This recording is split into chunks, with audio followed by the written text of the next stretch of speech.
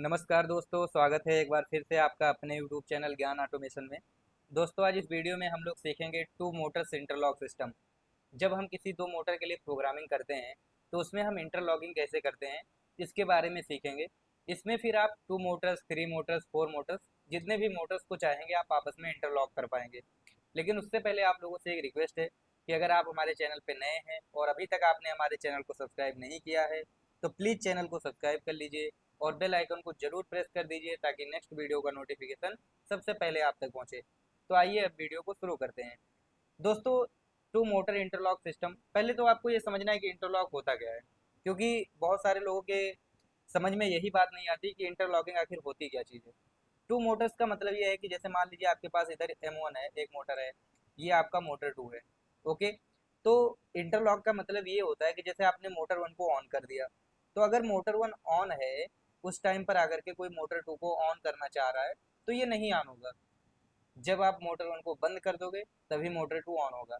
या मान लीजिए मोटर 2 ऑन है तो उस टाइम पे कोई आकर के मोटर 1 को ऑन करना चाहेगा, तब ये नहीं होगा। ऐसे ही मान लीजिए मोटर 3 है, मोटर 4 है, मोटर 5 है। अब क्या है कि जैसे मान लीजिए मोटर 3 को कोई ऑन कर दिया, अब आप इसमें ऐसा इंटरलॉकिंग कर सकते हो कि अगर मैं मोटर 3 को ऑन करूँ तो उस टाइम पे मोटर 4, मोटर 5 नहीं ऑन होना चाहिए। मतलब इसको आपस में आप कैसा भी इंटरलॉक कर सकते हो जैसा आपका दिल करे। कि मान लीजिए मोटर 1 मैंने ऑन कर दिया तो उस टाइम पे मोटर 2, मोटर 3, मोटर 4 नहीं ऑन होना चाहिए। अगर मैं मोटर 2 को ऑन कर दिया तो मोटर 1, मोटर 2, मोटर 3 नहीं ऑन होना चाहिए। तो इसी को इंटरलॉक बोलते हैं कि मतलब अगर एक को ऑन कर दिया तो उसको मैं जिसके थ्रू इंटरलॉक करके रखूंगा बाकी सब बंद रहना चाहिए। तो अभी इसमें हम लोगों को देखना है दो मोटर का इंटरलॉक। आप ऐसे बोल सकते हो कि जब हम लोग एक मोटर का आरडीएल बनाते हैं, मतलब मोटर को रिवर्स और फॉरवर्ड में चलाते हैं, वहां भी इंटरलॉक करते हैं। तो अब वहां पे एक ही मोटर रहता है लेकिन इंटरलॉक करते वहां पर भी हैं। तो अगर हम इंटरलॉकिंग सीख लेंगे तो हम स्टार डेल्टा स्टार्टर में भी अगर प्रोग्रामिंग करेंगे तो वहां भी इंटरलॉकिंग कर पाएंगे। अगर हम आरडीएल बनाएंगे तो वहां भी इंटरलॉकिंग कर पाएंगे। या बहुत सारा फंक्शन हमारा ऐसा होता है कि जहाँ पे हम प्रोग्रामिंग करेंगे तो इंटरलॉकिंग कर पाएंगे। ठीक है, तो पहले तो ये जो क्वेश्चन मैंने लिखा आप इसको रीड करिए कि motor 1 and motor 2 should not run, मतलब एक साथ मोटर 1 और मोटर 2 रन नहीं होना चाहिए। व्हेन मोटर 1 रनिंग, जब मोटर 1 रन होगा, motor 2 should be prevented from starting, मतलब मोटर 2 ऑफ रहना चाहिए। एंड मोटर 2 रनिंग, तो मोटर 1 ऑफ रहना चाहिए। कहने का तात्पर्य ये है, ये तो इंग्लिश में लिखा हुआ कुछ लोगों को समझ में शायद नहीं आ रहा होगा, मैं आपको हिंदी में समझा रहा हूँ कि सीधा सीधा डायरेक्टली मतलब ये है इसका कि आपके पास दो स्टार्ट पुश बटन है। कितने? टू स्टार्ट पुश बटन है और आपके पास एक स्टॉप पुश बटन है। टू स्टार्ट पुश बटन है और एक स्टॉप पुश बटन है। अब क्या है कि अगर पहले स्टार्ट पुश बटन को आप प्रेस करेंगे तो क्या होगा, पहला मोटर ऑन हो जाएगा। Okay, first motor on. और अगर आप दूसरे स्टार्ट पुश बटन को प्रेस करेंगे तो यहाँ पे आपके पास दूसरा मोटर ऑन हो जाएगा। लेकिन क्या है कि जब ये ऑन रहे तो ये बंद रहना चाहिए और जब दूसरा ऑन रहे तो पहला बंद रहना चाहिए। और एक स्टॉप पुश बटन भी हम लगा लेंगे कि जब हम चाहेंगे तो हम अपना खुद से स्टॉप कर पाएंगे। ओके, तो इसी को हमें इंटरलॉकिंग बोलना है कि जब हमारा एक मोटर चले तो उस टाइम पे दूसरा मोटर बंद रहना चाहिए। ओके, आप ऐसा भी कर सकते हो। एक तो तरीका ये हो गया, अगर आपसे कोई ऐसा बोलता है कि जैसे मान लीजिए मोटर 1 आपने ऑन किया, अब मोटर 1 ऑन किया तो मोटर 1 ऑन है अभी। अब जैसे ही मैं मोटर 2 को ऑन करूं तो पहला हमारा बंद हो जाना चाहिए, दूसरा चल जाना चाहिए। ऐसा भी आप इंटरलॉकिंग कर सकते हो। या मान लीजिए मोटर 2 पहले से आपके पास चल रहा है, अब आकर के कोई मोटर 1 ऑन करना चाहेगा तो पहले मोटर 2 ऑटोमेटिक बंद हो जाएगा और फिर मोटर 1 ऑन हो जाएगा। तो ये दोनों तरीके से मैं आपको बता दूंगा प्रोग्राम में। तो आइए अब प्रोग्राम करते हैं। आपके पास पीएलसी का जो भी सॉफ्टवेयर होगा आप उस पर प्रोग्रामिंग कर सकते हैं। तो अभी मैं सीमेंस का सॉफ्टवेयर है टीआईए पोर्टल, मैं टीआईए पोर्टल को ओपन करके रखा हूँ। इसमें हम लोग प्रोग्राम बनाएंगे। तो पहले मोटर के लिए स्टार्ट बटन होना चाहिए हमारे पास। तो स्टार्ट करने के लिए हमने एक मेमोरी ले लिया। ठीक है, ये हमारा स्टार्ट बटन होगा, इसको हम नेम दे देंगे स्टार्ट बटन। तो ये हो जाएगा स्टार्ट।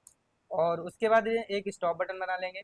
तो यहाँ पे हो जाएगा M0.1 और ये हो जाएगा हमारा स्टॉप पुश बटन। ओके, तो ये स्टॉप पुश बटन हो गया। उसके बाद में एक आउटपुट है हमारा, मान लीजिए ये हमारा Q0.0 है, जो कि क्या है, ये मोटर 1 है। ये आपका क्या है, ये मोटर 1 है। ओके, उसके बाद में फिर क्या होगा, यहाँ से हम इसका होल्डिंग कर देंगे, क्योंकि अगर होल्डिंग नहीं करेंगे तो जब तक बटन को प्रेस करके रखेंगे तभी तक ये ऑन रहेगा। ओके, ये हो गया प्रोसेस। उसके बाद दूसरे मोटर के लिए करेंगे। तो यहाँ से स्टार्ट बटन हो गया, यहाँ से आपका स्टॉप बटन हो गया और यहाँ से मैंने आउटपुट लगा दिया। और आउटपुट लगाने के बाद में हम इसका यहाँ पे होल्डिंग कर देंगे, ठीक है।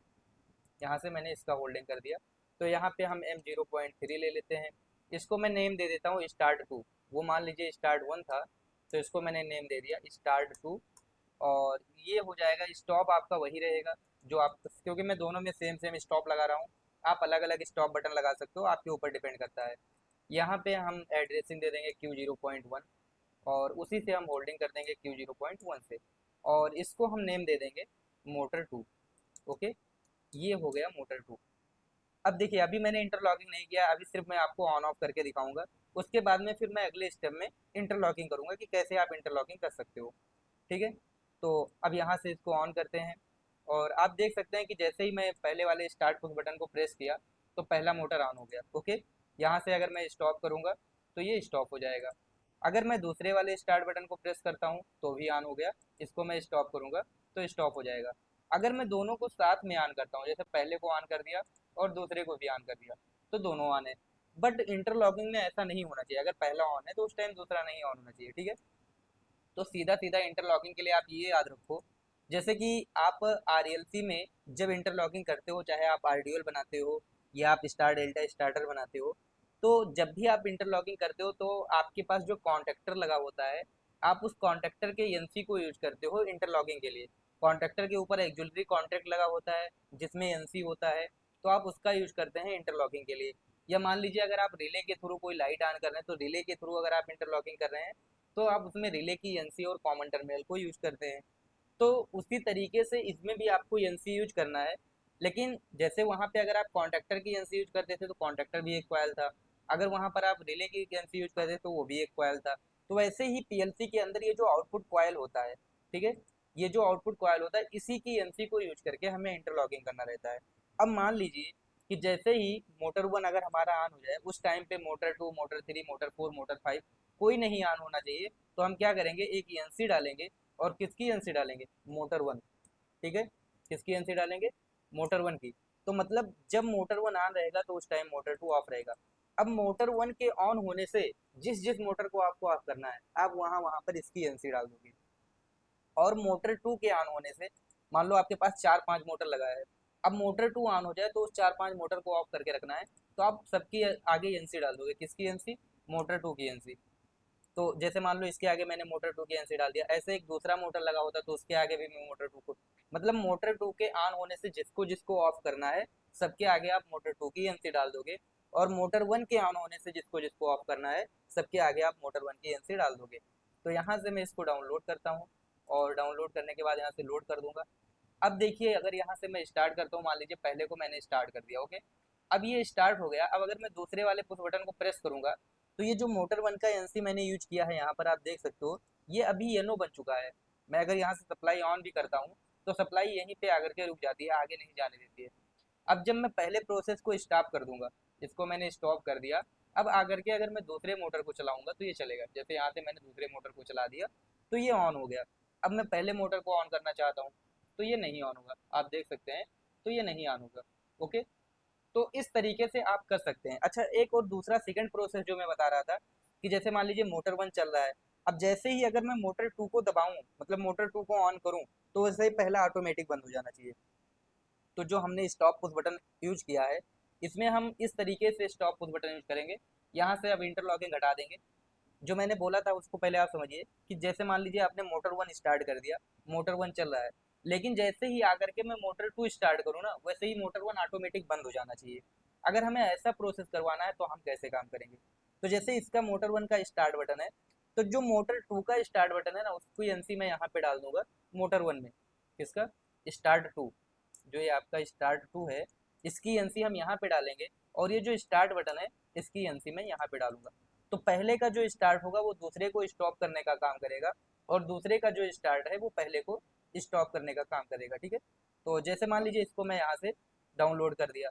डाउनलोड करने के बाद में अभी जैसे ही मैं इसको, जब मान लीजिए अभी दूसरा मोटर आना है, अब जैसे ही मैं पहले मोटर को ऑन करूंगा वैसे आप देख सकते हैं कि ये वाला बंद हो गया, दूसरा ऑटोमेटिक। ओके, अब आकर के मैं अगर दूसरे मोटर को ऑन करता हूँ, तो जैसे ही मैंने दूसरे मोटर को ऑन किया तो पहला ऑटोमेटिक बंद हो गया। आप चाहो तो यहाँ से भी स्टॉप कर सकते हो, देखो आप यहाँ से स्टॉप कर सकते हो।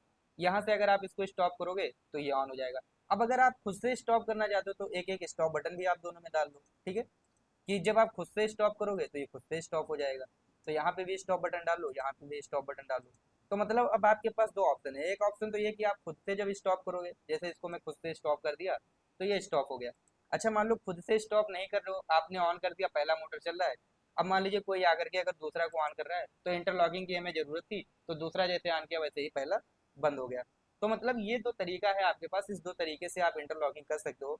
जैसा आपका रिक्वायरमेंट रहता है फील्ड में, आपको उसके अकॉर्डिंग काम करना है। अब जैसे आप ये चाहते हो कि अगर मोटर वन बंद हो उसके कुछ टाइम के बाद मोटर टू ऑन होना चाहिए, या मोटर टू बंद हो तो उसके कुछ टाइम बाद मोटर वन ऑन होना चाहिए। अगर आप टाइमर के अकॉर्डिंग इंटरलॉकिंग करना चाहते हो तो वो भी कर सकते हो। अगर आप लोगों को सीखना है टाइमर के अकॉर्डिंग तो आप लोग वीडियो में कमेंट करिएगा, और नेक्स्ट वीडियो में मैं आपको टाइमर के अकॉर्डिंग इंटरलॉकिंग सिखाऊंगा कि आप टाइमर लेकर के कैसे इंटरलॉकिंग कर सकते हैं। तो वो मैं आपको नेक्स्ट वीडियो में फुल डिटेल में बताऊंगा। और अगर आपको लगता है कि आज की वीडियो में आपको कुछ सीखने को मिला है, तो आप प्लीज़ वीडियो को ज़्यादा से ज़्यादा शेयर करिएगा, चैनल को सब्सक्राइब कर लीजिएगा। मिलते हैं आपको नेक्स्ट वीडियो में। जय हिंद, जय भारत।